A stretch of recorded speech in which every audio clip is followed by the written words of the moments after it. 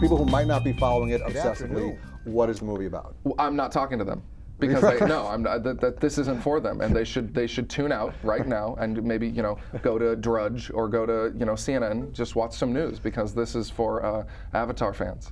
Now, for people who don't, this takes place in the future, and we have run out of energy on on Earth, and so we find life on another planet, and of course we run into the Na'vi, the indigenous species on the planet, which is actually a moon of a larger planet. And I'm guessing that as humans we can't survive on that planet, right? We can't. Well, we can survive, but we can interact with the plants and the plant life and everything, but we can't breathe the air. If there's an inch different in the in any particles, we won't be able to breathe, and so we're over there on that planet, and with the masks on, and I play a xenoanthropologist. Norm Spellman is studying the plant and animal life and the indigenous species, and so we're sort of the communication between the military that's there to mine the unobtainium and the local Na'vi. This is such a giant film in ways, but it is such a small film in other ways. It's really about humans communicating. It's a love story. It's about the little things in life. Everybody can relate to desperation and being in a position where you feel helpless and you feel like you can't move on past the situation that you're in, and crying for help and needing help, and I think that those are the tones of this movie.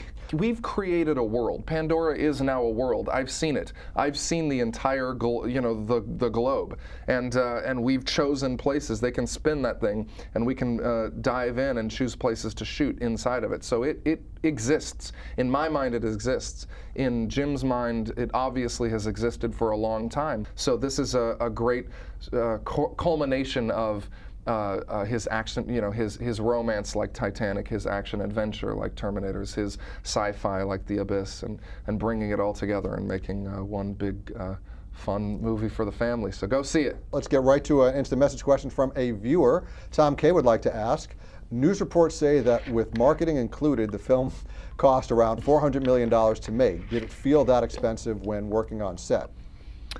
Well, I don't know what it costs to make. They would never tell us measly actors, anything like that. And James Cameron isn't known for his $1 million indie films, right? So I'm sure it felt nice. Yeah, but but a lot of it is just, again, the motion capture side of it.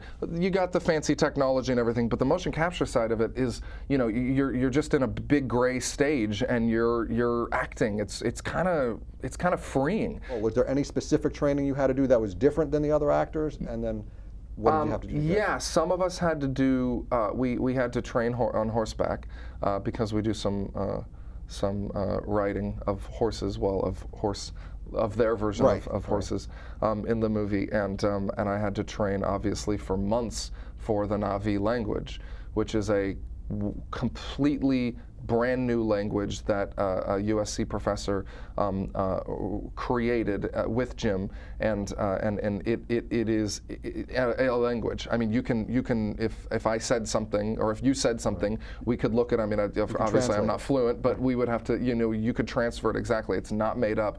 All the verbiage works. The nouns and pronouns. I mean, it all works. Can you say something like "greeting Earthlings" or something? Can I say "greeting Earthlings"? Greeting Earthlings in Na'vi or yes. something? Are you guys ready?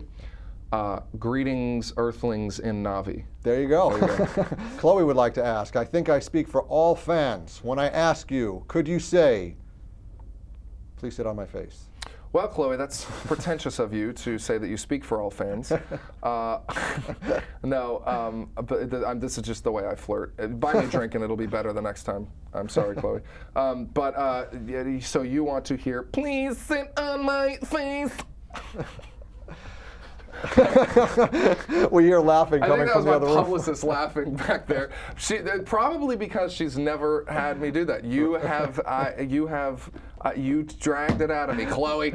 That was the one time that they're getting it.